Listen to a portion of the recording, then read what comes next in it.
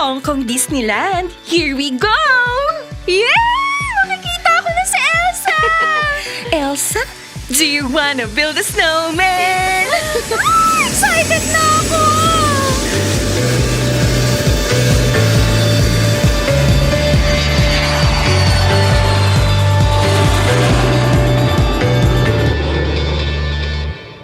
Dear love, ito ang kauna-unahan naming out of the country ng best friend kong si Jewel.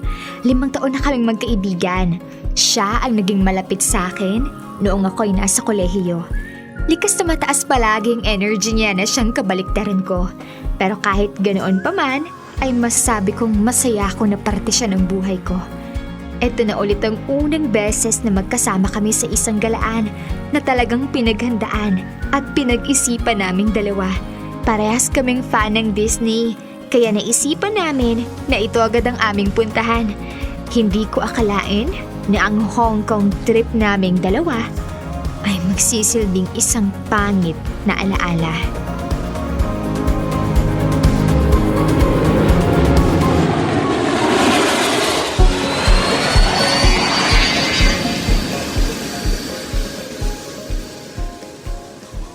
OMG! Hindi ako makapaniwala. Bestie, is this real? Totoo ba to? Nasa Disneyland na talaga tayo? Wow, nandito na nga tayo. This place is so magical. Bestie, pwede mo ba akong kunan ng picture? Gawin mong background yung castle, okay? Okay, bestie. Patingin nga. Ay, wag mo nang putulin yung castle. Lumayo ka pa para naman makuha natin ang buo. Okay, sorry. Eto, sana magustuhan mo. Ayan, okay na okay. Ay, salamat naman at okay na rin. O, dali, ikaw naman ang kukunan ko. Pwesto ka dun, dali. Patingin? Di ba? Ang ayos-ayos ko kumuha. Wow, ang ganda! Hindi talaga ako makapaniwala na nandito na tayong dalawa. Ay, bestie, pwede bang i-video mo naman ako? Para ma-upload ko din sa social media ko. Kuhanan mo ako ng video na yung naglalakad ako dito. Dali. Tapos may mga i-add din akong mga transitions. Okay, pero hindi pa ba tayo mag-iikot sa loob? Wait lang, kuhaan mo muna ako dito. Okay.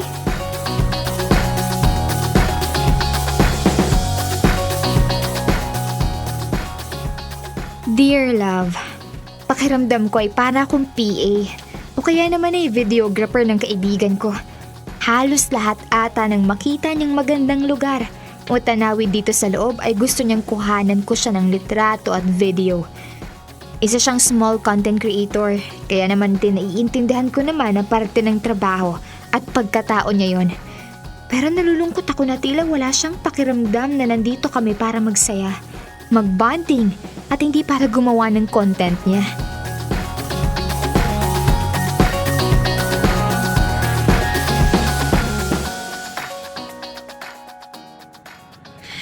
Yay! Dito naman tayo sa Jungle River Cruise! Wow! Woo! Bestie, videohan mo na ako Bestie, sasakay din ako. Saka pwede bang huwag ka na mag-video dito? Rides to. Enjoy mo naman yung moment. Hindi ka naman nandito para magtrabaho o gumawa ng content. Sariling pera mo to. Ang alam mo, ang dami mong sinasabi. Pwede mo namang sabihin hindi. At tinatarayan mo pa ako Alam mo ako, kanina pa ako naiinis sa'yo. Ginagawa mo akong personal assistant mo. Di sorry. Kung ayaw mo naman pala akong kuhaan ng video or picture, di sana sinabi mo. Hindi yung tinataray-tarayan mo pa ako. Hindi kita tinatarayan, Jewel.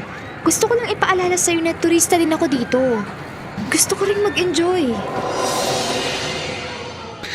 Ay, ang dami na nating nasakyan. Gutom na ako. Kain naman tayo. Okay. Uy, bestie. Galit ka pa rin ba? Hindi na. Okay. O tara na, kumain na tayo.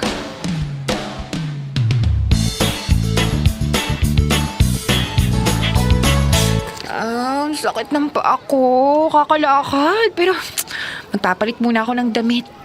Na naman? Pangatlong outfit mo na ata yan ngayon. Oo naman. Ngayon lang ako nakarating dito sa Disneyland. Kaya naman dapat bongga at pasabog itong mga OOTD ko. Ikaw kasi, ano ba yan? Parang hindi mo naman pinag-isipan yung suot mo ngayon. Bestie, Talagang naka-white t-shirt, denim shorts, sneakers, at Mickey Mouse headband ka lang. Ano ba yan? Ante, ang ganda ng lugar. Ang layo ng binahe mo, tapos yan lang ang OOTD mo. Wala namang problema doon, Jewel. Mas komportable ako sa suot kong ganito. Hindi naman ako content creator na kagaya mo na kailangan lahat pinag-iisipan. Sige na, pumunta ka na ng banyo at bilisan mong mag-ayos dahil gusto ko pang mamasyal. Okay.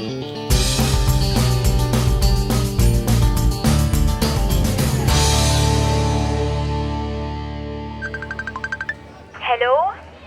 Nasaan ka, bestie? Nandito ako sa World of Frozen. Malapit na mag-start yung ride ko. Pumunta ka na lang dito at dito mo ako hintayin. Bakit mo naman ako iniwan? Sabi ko, mag-aayos lang ako. Jewel, ngayon ka lang natapos mag-ayos? Tignan mo, edi kung hinintay kita. 45 minutes na akong naghihintay sa'yo. Sayang yung oras. Naka-fast pass access naman tayo, bestie. Sayang pa rin yung oras. Pumunta ka na dito.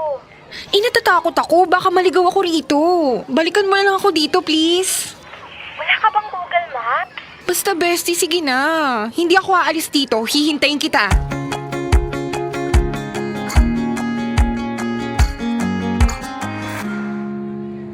Bestie, kala mo hindi ko napapansin ha?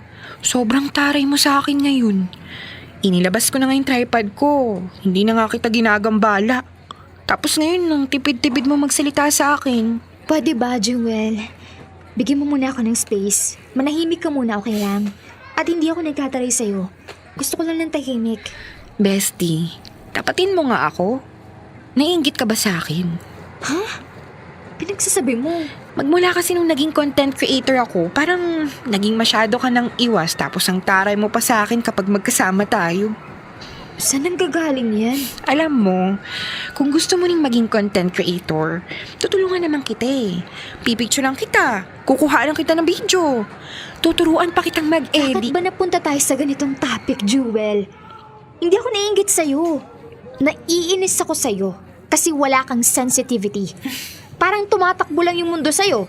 Ikaw ang nag-aya sa akin na pumunta dito kasi sabi mo, gusto mong ako ang makabanding mo. Pero hindi mo naman ako sinabihan na kailangan mo pala nang magpipicture sa'yo. Jewel, kaibigan mo ako. Nandito ako para mag-enjoy at sulitin ko yung pera na ginastos ko dito, hindi para maging alalay mo. May 2 araw pa tayo, Jewel. Bukas, pupunta tayong Macau. Kaya please lang. Ang dami mong sinasabi. At hindi ka nakinig. Oh, bakit ka naman umiiyak? May mga sama ng loob ka pala sa akin, pero inilihim mo lang. So ano to? Pinaplastic mo lang ba ako nito all this time? Ha? May sinabi ba akong ganon? Ewan ko sa'yo, bestie. Jewel, please lang. Hindi ganun ang ibig kong sabihin. Gusto ko lang din naman na maging honest sa'yo. Kaya di sana, bago tayo pumunta dito, sinabi mo na sa akin yan.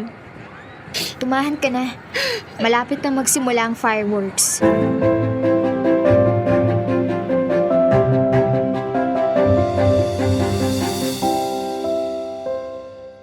Jewel. Jewel, gising na.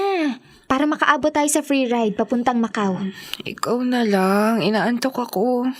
Sabi ko naman sa'yo, matulog ka na. Inuna mo pa talagang mag-edit ng videos mo. Pwede naman kasing pag-uwi mo na lang yan sa Pinas. Yan ka na naman. Papagalitan mo na naman ako. Mauna ka na lang kung gusto mo. Okay, sige. Talaga, mauuna ako kaysa hintayin kita dito. Ako na nga lang concern sa'yo, tinatarayan mo pa ako.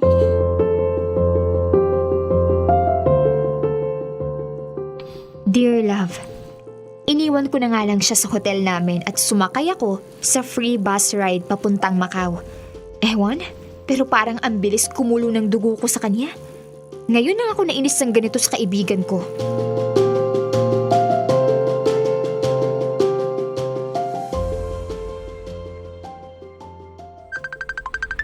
Hello, Jewel. Tignan mo, 12:00 ka na nagising. Nasaan ka? Nasa Macau na ako. At hindi mo talaga ako ginising? Ginising kita. Anong klaseng gising yung ginawa mo? Tapik lang? Kung ginising mo ako talaga, di sana kasama kita ngayon. Ginising kita, Jewel. Alam mo, kahapon ka pa. Alam mo, hindi ko alam kung may PMS ka ba or may regla ka, pero ikaw din, kahapon mo pa ako iniinis. Nakalagay naman sa itinerary natin na pupunta tayong Macau ngayon. Pero ikaw tong puyat pa ng puyat kagabi, tapos mas pinili mo pang matulog. At ikaw pa talagang may ganang mainis sa akin. Anong gagawin ko dito ngayon? Tutunga nga. Paano na itong mga OOTD ko? Yung mga inayos ko? Jewel, grow up! Hindi na dapat kita paalalahanin ng ganito. Pati ba naman dito aartihan mo ko? Alam mo, ako naiinis na ako sa'yo ha. Mabuti pa sigurong mag-FO na tayo. O sige, mas mabuti pa nga. Talaga? At akala mo hindi ako mapupuno sa'yo? Mali ako na ikaw pa ang inaya ko sa trip na to. Talaga? Alam mo, matulog ka na ngayon pa lang kasi hindi kita gigisingin bukas ng umaga at maaga pa naman ang flight natin. Bahala kang maiwan ng eroplano. Ah, ganon. Bahala ka sa buhay mo. Magkanya-kanya na tayo ngayon.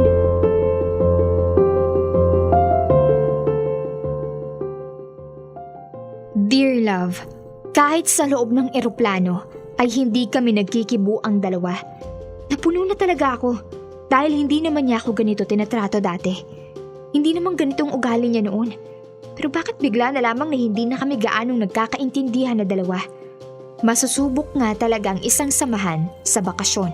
Inaamin ko na nalulungkot ako dahil malapit si Jewel sa puso ko. Pero pagkatapos na naging travel na yon, lahat ay nagbago. Masakit sa pakiramdam na ang taong pinaka-close sa'yo ay nagmistulan na lamang na isang estranghero na ayoko na lang makasama kahit saan at kahit kailan pa.